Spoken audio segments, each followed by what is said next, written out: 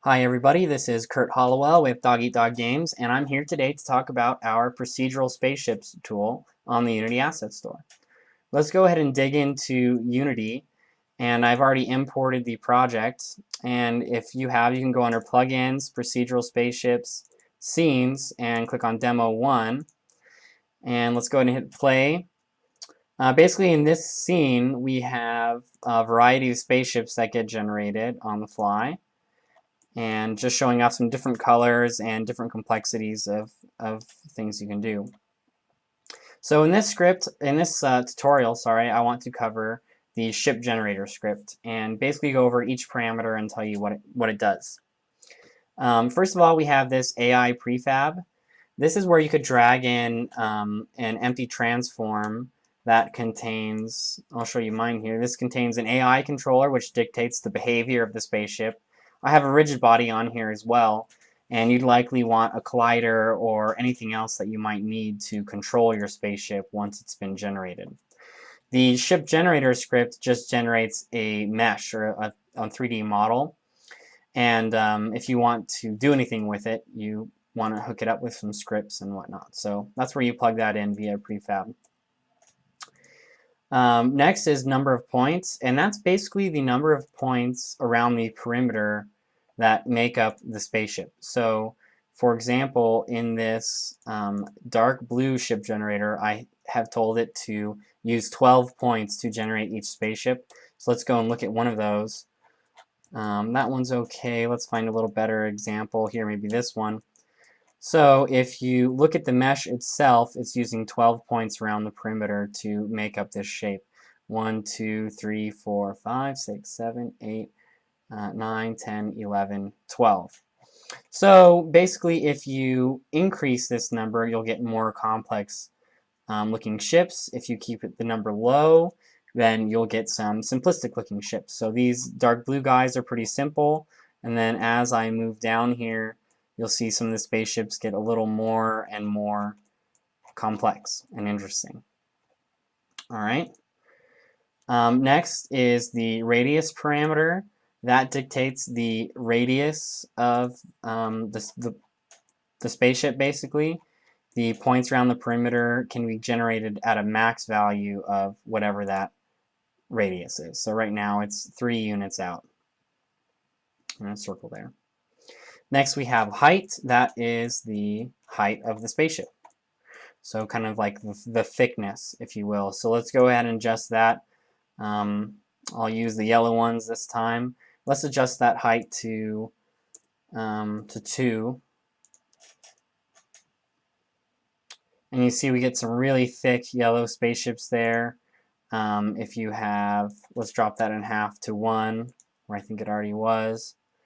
And you get something a little bit thicker on these yellow guys, and I think all the other ones are already set to 0.5, just because I think they look nice when they're real thin like that.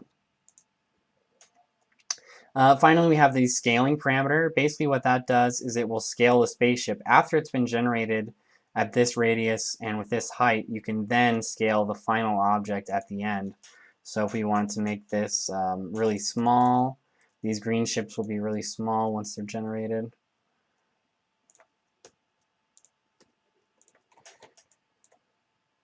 And I have some gizmos being displayed. I'll talk about that in a second, but let's move those down so you can see this tiny spaceship that we generated. All right. Finally, I'm just going to reset that back. We have these variables, on awake and test grid. If you have on awake, then the ship generator will make a bunch of ships in the awake method of the script. So this is mainly for testing when you're messing with these parameters and you want to see what types of ships you can make. You can turn this on and it will make a grid of ships that is test grid size. So right now I'm making it 15 by 1 to basically make a row for each ship generator. And then finally we have this materials area, and what this will do is automatically assign materials to the spaceships that get generated.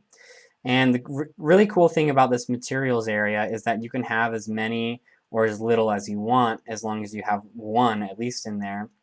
To demonstrate this, I'm going to go into this multicolor ship generator, which has 3 materials.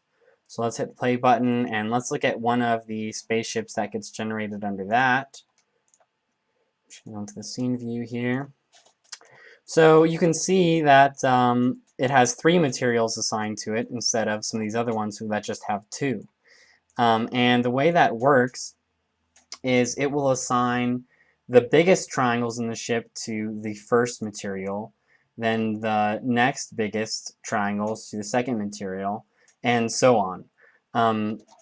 So basically what this will do is whatever you want your primary color to be of the spaceship, you just set as the first slot in materials, secondary color, third color, and so on. So let's go ahead and test this out by adding in another material to this. So now we should have material 1, which is sort of a gray material, a purple, a blue, and a green material. So for all of those spaceships, it is going to now have green in there for the very smallest triangles. So you can see a little bit of green has been added to these spaceships. That's basically it for this tutorial. Really quick, I want to mention these dots that you've probably been seeing in the scene. I'll go over those in more detail in another tutorial, but basically what they are shot points in red, so basically positions that you could use to shoot bullets from in red, and then in gray, positions you could use to assign thrusters if you wanted some particle thrusters coming out the back.